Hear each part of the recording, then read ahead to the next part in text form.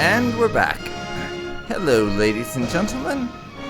My name is Dark Phoenix Gaming, and you are watching some more Kaiserreich as the Netherlands. In the last episode, we found ourselves somewhat in between a rock and a hard place, as Germany threatened war with us unless we joined their alliance. As a result of us becoming the overlord of northern Belgium. So we really had no choice but to accept, even though I very much do not want to get myself entangled in German affairs. I very much do not want that. We didn't really have a choice, though. Our armies are not at all prepared, and we don't have the border defenses or anything else in place to deter a German attack.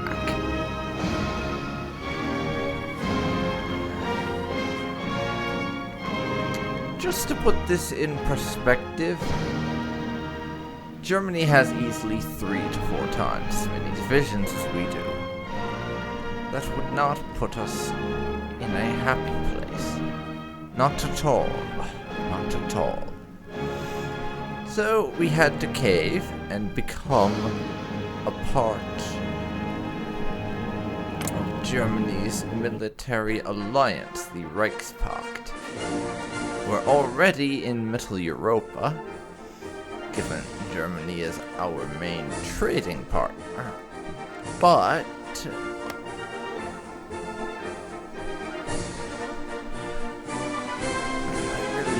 want to go the extra step right there. So, not like we had much of a choice. And I'm hoping there will eventually be a way that we can leave Germany's alliance.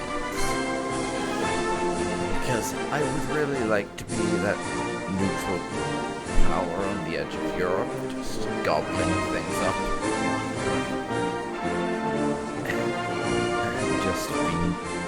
Just stay neutral and everything. I really would like that, but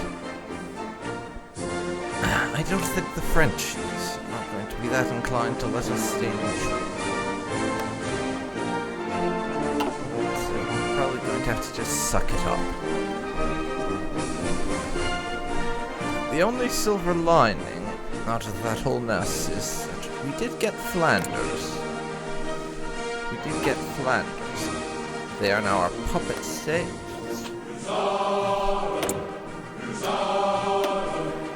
And I'm hoping they eventually go down the political route that will result in us annexing them.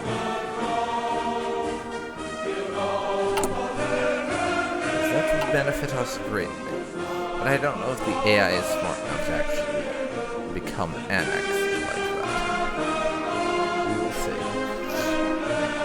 We will see.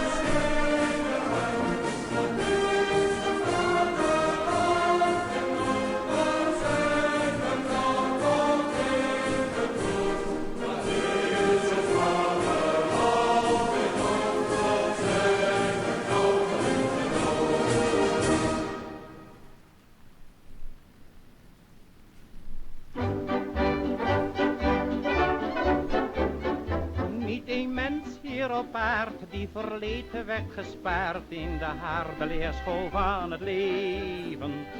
Maar zo slim kan het niet zijn en zo fel is geen pijn. Of genezing is ervoor gegeven.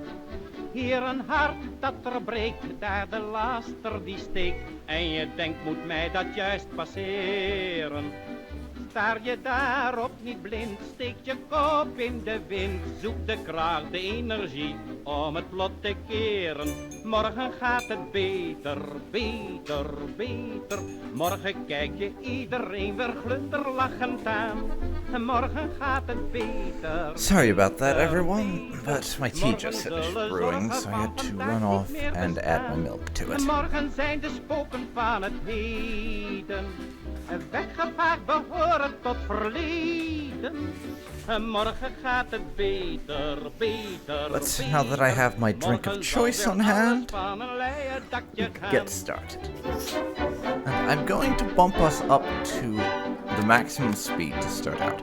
I will slow it down if things start happening. But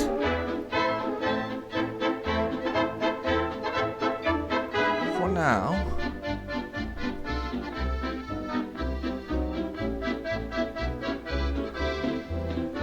we'll stick with this. So let's unpause and see what happens. Gaat het niet zoals het moet, krijg je geen vaste voet. This campaign has been a very interesting one so far. But a lot of what has happened has been things that I would not have expected at all. Gaat het vandaag je nog slecht, morgen komt het terecht. Je moet in jezelf het meest vertrouwen. Graaf niet in je verdriet. For example, Poland going Steen socialist. voor steen moet je aan je eigen toekomst bouwen. Morgen gaat het beter, beter, beter. Morgen kijk je iedereen weer glunderlachend aan. Morgen gaat het beter, beter, beter. Morgen zullen zorgen van vandaag niet meer bestaan. Morgen zijn de now, van het heden. The focus on defense national focus has concluded. So we get a bunch of research buffs for superior firepower and grand battle plan. Well, one really. And you have to choose if we want superior firepower or grand battle plan soon. And I'm actually not sure which way we're going to go, to be honest. I'm not sure.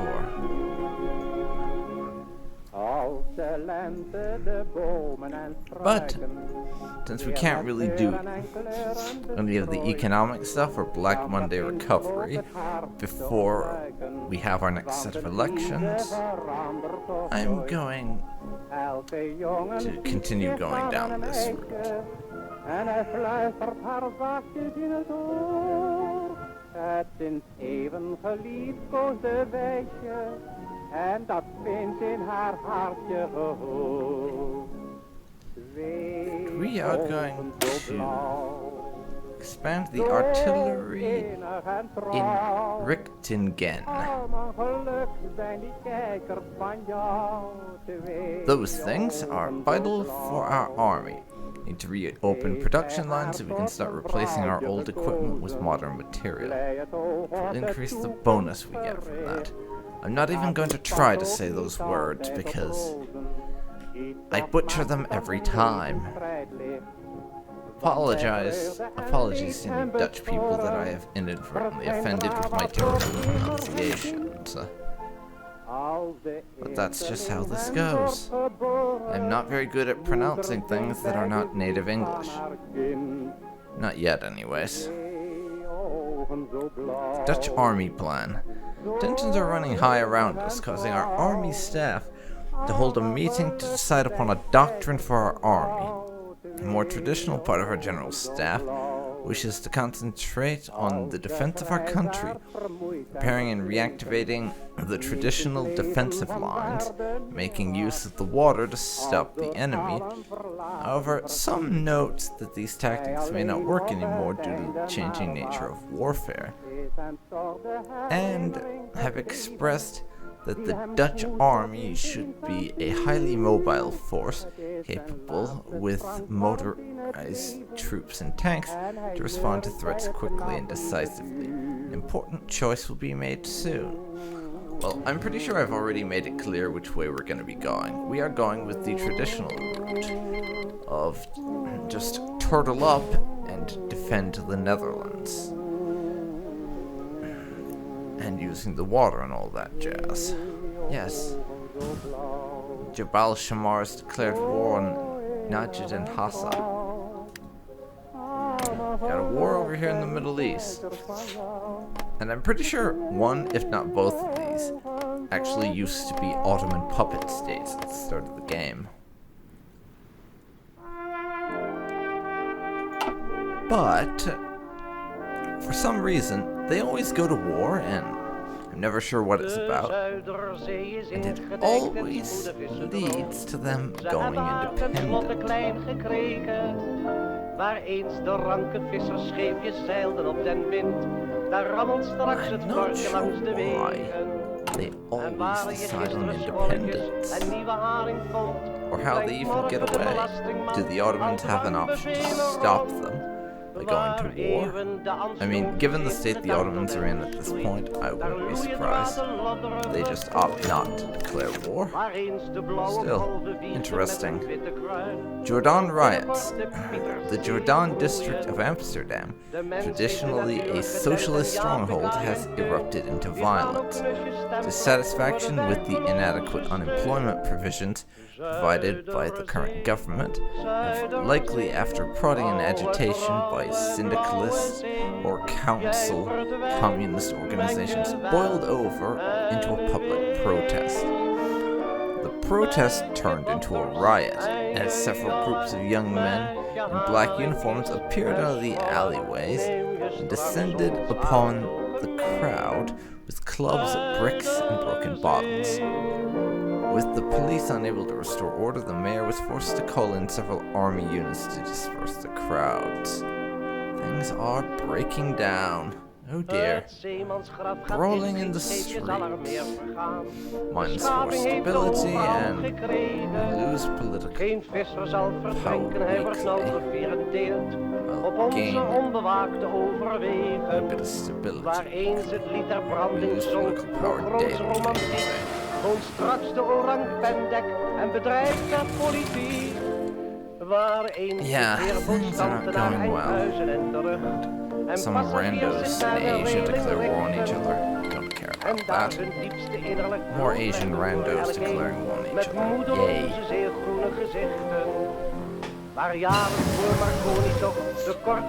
Interwar artillery is now done. This is concentrated industry.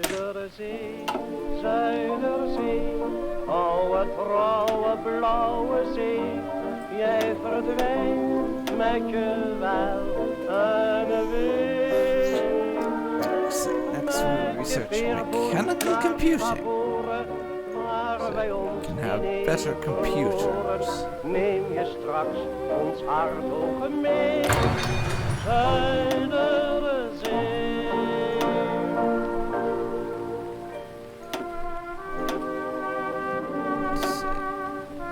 And then I'll go for light tanks. We probably don't have an especially strong requirement to have better tanks, but even so, having them will bolster our armed forces. If we can even produce tanks, I'm actually not sure how our industrial production capabilities will be on that front. Formation of the Landwacht. In the wake of the Jordan riot, the police very rapidly found out that the black-shirted youth who were laying... Pardon me. The police very quickly found out that the black-shirted youths who were laying into the crowd of protesters and who disappeared the moment the soldiers turned up are more than just random thugs.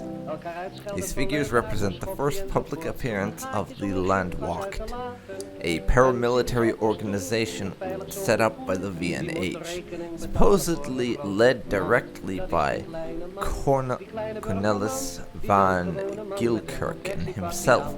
Since the Jordan, and the Landwacht has popped up all over the country, standing watch at VNH rallies and assemblies, disrupting meetings of left-wing organizations, and occasionally fighting in the streets against their syndicalist counterpart, the National Road Front, or Red Front. Their disciplined militaristic marches through the streets of major cities draw larger crowds and drum up more recruits, especially among the youth. Landwacht is rapidly becoming a force to be reckoned with. Their numbers are still expanding. It's unlikely they'll stay silent during the elections. Min Himmel. Did we lose stability for that? Great. So if we didn't have enough problems already, we are now down to 4% stability. But hey, at least our support weapons research is done. That's something. Dat is die kleine man, die kleine burgerman. Zo'n doodgewone man met een confectiepakje aan. De man met zo'n uitgesneden linnen frontje aan. Well, we've got a minute. Let's have a look at the doctrine approaches we can take. We verzorgen onze medeburgers tegenwoordig best. Als je niet werkt, krijg je 18 gulden premie. En dan zijn er veel slampampers die zijn liever lui dan moe. Want die denken, oh die 18 piek, die neem ie. Ze schelden allemaal op patroon en kapitaal. En wie is weer de dupe van het vrijheidsideaal? Dat is die kleine man, die kleine burgerman. Die doodgewone man met zo'n confectiepakje aan. Eén met zo'n imitatiejeger onderbroekje aan. Zo'n minimumleier, zenuwleier van een kleine man. I'm actually not sure whether we want to go with just lots of planning. We plan to overplan and everything, so we can just do whatever.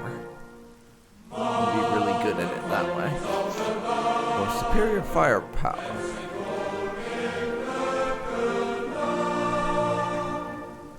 And if you're curious about and I don't really understand the superior firepower very well. From what I understand, the idea is grand battle plan is just you make a lot of intricate strategies as to how you're going to approach things, and then you execute those once you have all the fine details down. Just because you've done such a stellar job planning everything, you know where all the pieces fit together and can just steamroll your enemy. The grand battle plan is, to my understanding, that's the strategy the British generally use. Whereas superior firepower's focus is more on the lines of you have very few men, but you shoot a lot of bullets, and you're generally more focused on expending supplies than manpower. I don't really understand it all that well, to be honest. I might just go for Grand Battle Plan just because I actually have some vague understanding of how it works. I know planning bonus is good. Grand Battle Plan can get you more planning bonus. Beyond that, I'm not really sure.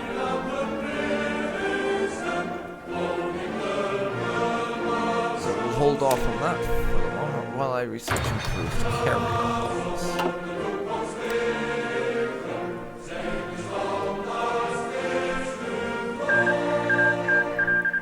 At the very least, no, we need better carriers in future, as we're going to want to have a big navy. Let's see, one of the Chinese randos has been annexed. And left KMT, now pushing on Anarchy. And we have the liberal crisis. Liberalism in the Netherlands is under siege. The largest Liberal Party has been steadily losing ground over recent years. Many members, disillusioned by the perceived failures of the old system, are being drawn to the radical nationalists of the VNH, now also the promise of a large power bloc like the CNA.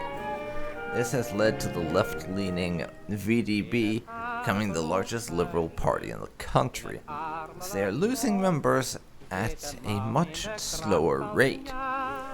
Though there is little likelihood of them winning the elections this year, there's still hope in the LSP that they can portray themselves as a credible, moderate alternative to the conservative and increasingly authoritarian CNA. Troubling times, but the torture of liberalism is not yet extinguished. And we lose even more stability. We barely have stability at all at this point, dear God. How the fuck did things go so horribly wrong? Radicals win Serbian elections. Huh. Interesting. That's right, Serbia ousted their monarchy or something last time, I think.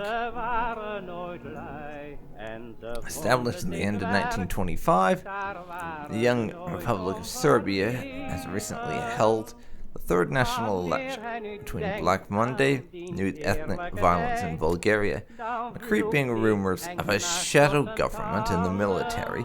The 1936 elections made out to be the most contentious yet. Much like the 1926 elections, the victorious government is a grand coalition of the center, but in an inversion of the original. The Conservative People's Radical Party has claimed the leading role over their progressive rivals in the Republican Party. Rumors hold that the new president, Milan Stojadinovic, may be secretly holding authoritarian ambitions. If this is true, many wonder whether the staunchly progressive Republicans can check him. A pragmatic Serbia for a pragmatic age? Interesting indeed. Interesting indeed.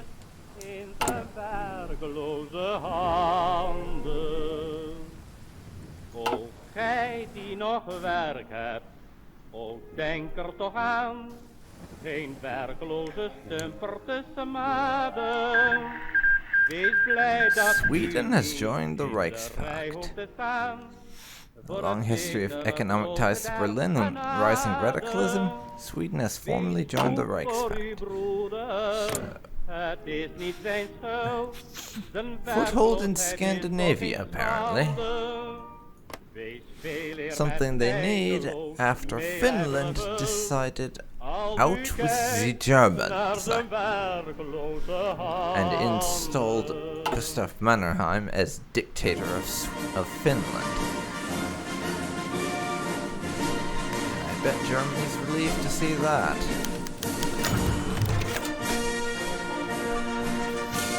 List links. The VDB-SDAP Electoral Pact. The formation of the overwhelmingly powerful right-wing CNA sent shockwaves through Parliament and society alike.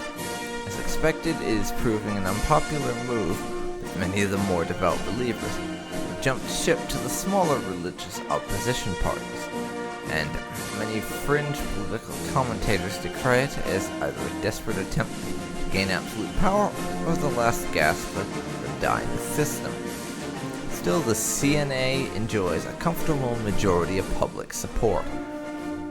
In response to the change, the moderate opposition parties have been performing maneuvers of their own. The SDAP, despite slowly losing members to the radicals, is still the largest political party outside of the CNA itself, and the VDB has been significantly strengthened by becoming the primary focus of liberal politics. But neither is large enough to take the CNA head-on.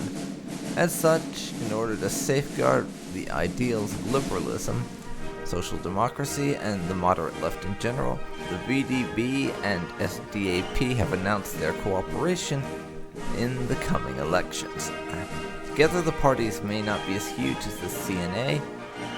They have the benefit of a solid foundation, while the CNA is still bleeding votes.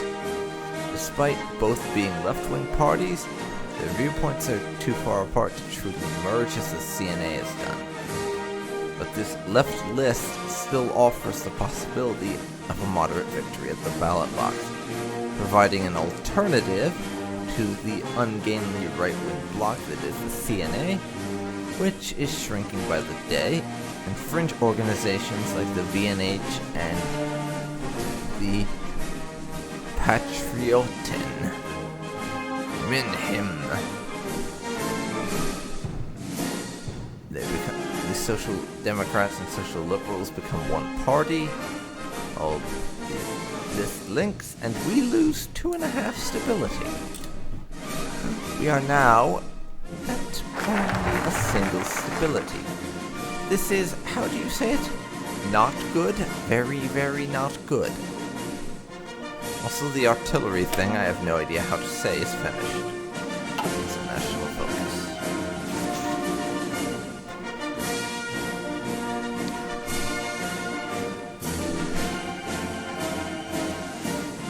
So I am going to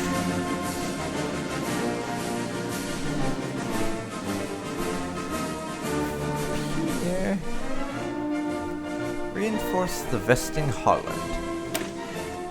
Our defenses should hold, but it would be foolish of us to hope that, in their current state, they would prove effective enough against invading armies. Further investment into our fortifications is paramount. We add a bunch of coastal forts along our coastline with this, which will be very useful indeed should the British decide to start any funny business. So yes, I feel like that is quite a good idea.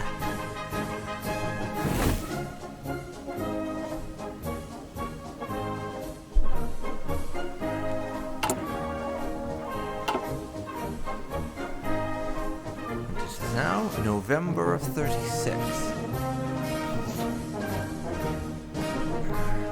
I know it's crazy, this is our 5th episode, and yet we are not even into 1937 yet. Floyd Olson, elected President of the USA. Dark horse candidate in an age of uncertainty. It appears that Floyd Olson has carried the former Labor ticket to the first national election victory in US history. The former Labor platform Olson campaigned on drew unprecedented allies from both Democrats and Republicans, seeking an alternative to the populists and partisan hacks they saw as tearing apart the nation. Reinvigorated with the news that his stomach cancer is in remission, Olson boldly strides into the White House amidst protests from both the socialists and hardliners, the promise of fixing the economy, restoring national brotherhood, and preventing political violence by any means necessary. Yes, we'll keep a close eye on him. I don't actually know anything about this guy, either historically or in Kaiserreich. Floyd Olson. Let's see, does the focus tree give us any hints?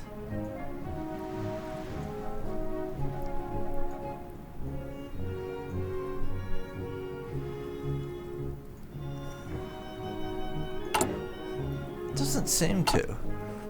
But interesting. Once again, that's an outcome I have never seen from America. I occasionally see Jack Reed become president, but usually it's either the Democrat or Republican candidate that wins it. Very interesting. Constitutionalist victory in Bulgaria. The Tsardom of Bulgaria, one of Germany's allies in the Weltkrieg, has been seen as the stable hegemon of the Balkans for the past 2 decades. In truth, however, the nation has withdrawn to internal affairs, going from political crisis to political crisis. And this year, these internal tensions have culminated in a showdown between 3 separate political forces. The Petorka, an alliance of political parties seeking to defend the Bulgarian constitution, has come out on top, forcing the monarchy to abandon numerous authoritarian acts and amend the constitution to allow for a truly constitutional monarchy in Bulgaria, reversing a long trend of authoritarianism. Could this idealism last? Wow. Bulgaria has gone constitutional monarchy. Nice.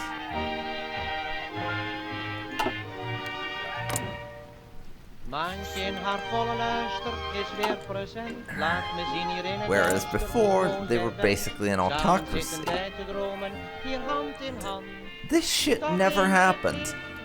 So cool that I'm getting to see so many events that never ever unfold in any of my Kaiserreich games. That's one of my favorite things about this mod. How much variety there is. You can, as I have done, play Kaiserreich for close to 300 hours. 500 if we count the version with Darkest Hour, and not see even half of what is in this mod. Especially given that it's still in development and they're always adding stuff. That's why I love Kaiserreich. You'll never run out of things to do. There's always a new path to take or a new nation to try and all of that. It's amazing. But Romania has joined the Belgrade Pact now,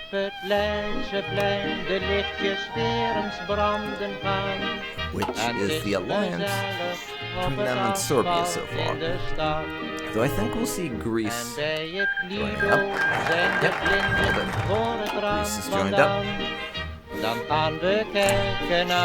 Which this particular alliance is basically the we don't like the Bulgarians and we want lands that contain lots of our ethnic minorities and or were taken from us in the last war back.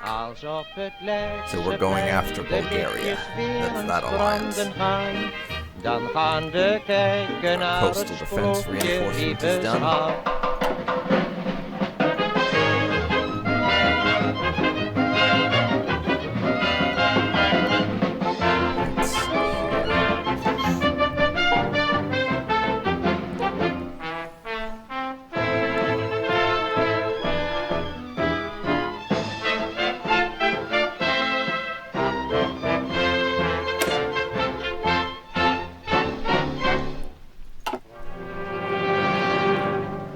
I think next. De lichtjes weer eens branden gaan. Dan gaan we kijken naar het sprookje, lieve. Sorry, but I can't not do this.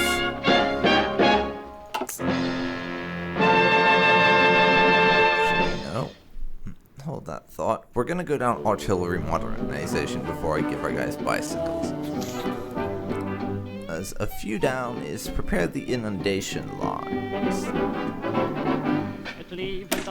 which is some very handy decisions that will let us flood the territories surrounding our capital as a last-ditch defensive measure should things get really bad. But for that we need artillery modernization, and that is one of those. So, our defensive measures have no use if we have no big guns to back them up. And these guns from the 19th century we now have will make nice museum pieces. Bonus for art. Support artillery, and that will be done in 42 days. Yeah, back to Bulgaria.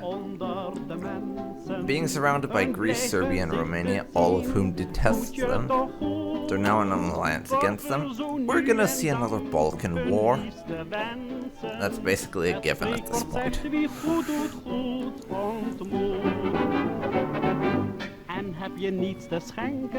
We will see how they fare. And I'll be very interested given how much is different in this run, because I have 100% never seen AI Bulgaria manage to win, or even get a stalemate that lets them keep all their lands. They always lose a ton and end up basically at the size of vanilla 1936 Bulgaria. That's always what happens. Yeah, Belgrade Pact. I already talked about that, so I won't read the event.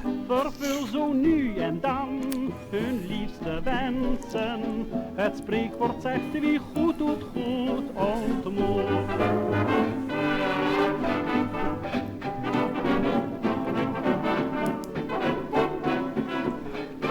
We're into December. It's going to be 1937 soon, which will be quite nice. Liberal victory in Brazil. An alliance, the old guard, opposition members and many types of liberals. The Liberal Party was seen as the second horse in the presidential race, but now it stands at the top with the dust settled, having edged the Republicans also narrowly, with a party program based on the idealistic principles that failed to be upheld by the First Republic, and a will to diversify and modernize the economy and bring growth back to the nation. The PI leadership will begin in January as preparations of the peaceful transfer of power occur. Time will tell such an idealistic and somewhat unstable government can keep the country on a good path in these troubling times. An upset, to be sure. Indeed. Definitely an upset.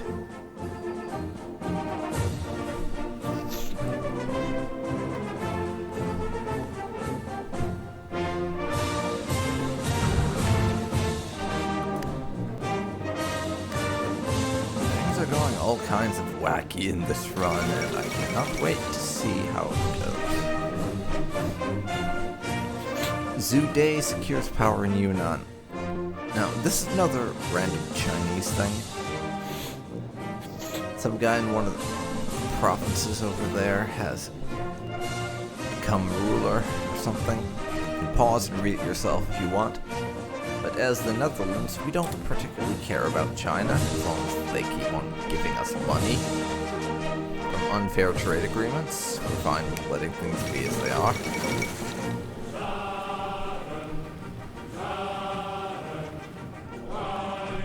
Interesting. The Marshal holds on.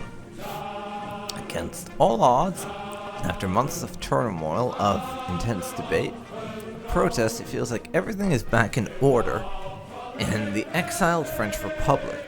The legitimacy of Marshal Philippe Pétain's thinly veiled military junta had been eroded by accusations of nepotism and corruption, and an attempt to centralize power in his hands that added accusations of tyranny, a long list of grievances against him. And yet the Lion of Verdun held on, thoroughly securing the support of the upper class, rekindling the admiration of his people, and calming down the unrest plaguing the Republic. All thanks to the extensive support given to him by the enigmatic redressement Francois even. With the home front secured, Pétain has announced that a broad range of reforms would be carried out to best prepare France for the struggle to reconquer the French mainland. Wasn't the junta meant to be temporary? Yes, not such a temporary emergency military dictatorship. Now, is it French Republic?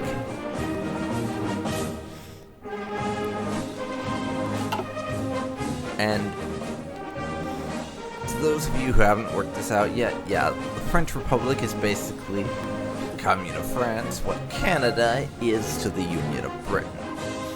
Meaning that's where the old colony, that's where the old government, that's the colony that the old government of France fled to after their communist uprising.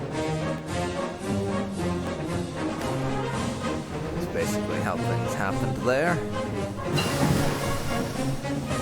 The old hospital is done, so I will research signal communication. At least try and get some of these side technologies. I don't always remember that those exist. I should try and do better with that.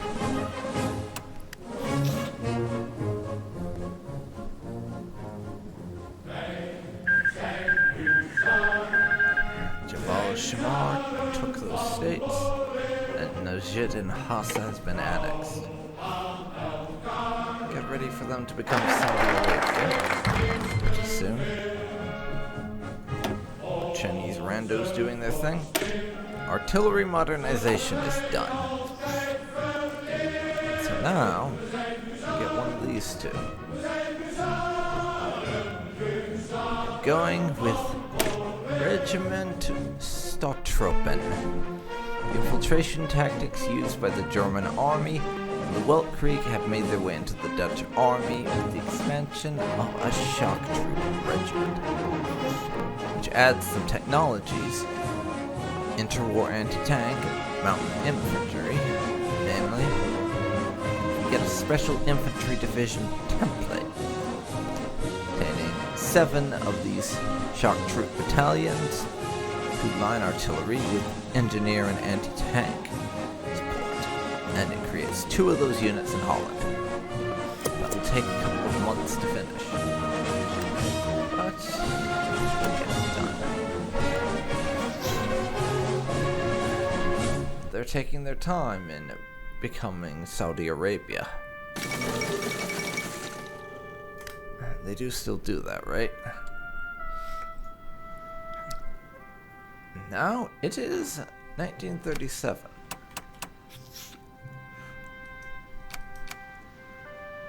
But before we close out, because we're about to end things here, we have one last event. Italian democracy survives. After many months of terrorist acts by the ANI rocked the Italian Republic and caused many within the nation to doubt the government's ability to maintain order, a vote of no confidence was held in Milan today. If passed, many feared it would have signaled the Republic's collapse. By the narrowest of margins, the motion was defeated, and Prime Minister Ivano Bonomi has announced from the steps of the government buildings that democracy in Italy had survived its greatest challenge. The Republic would live on. So it would seem. So it would seem. And that's how things usually go with them, honestly.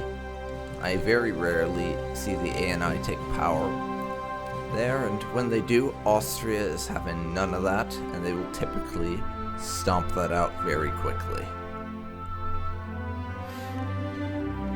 In any case, I'm going to end this episode here. We have finally reached 1937. We're still in that stage where it's primarily political events and narrative stuff rather than any actual fighting or anything, but you likely won't see any fighting or war type things on my end until we reach 1939 or 1940, when the Weltkrieg will happen. Until then, the political and narrative side of things is going to be what you're seeing, rather than actual battle. Though in some ways I kind of prefer that, in other ways not so much.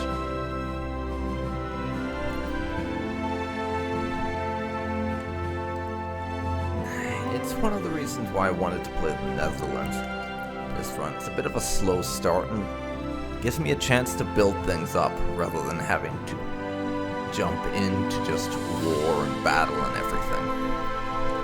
But I am going to cut it here.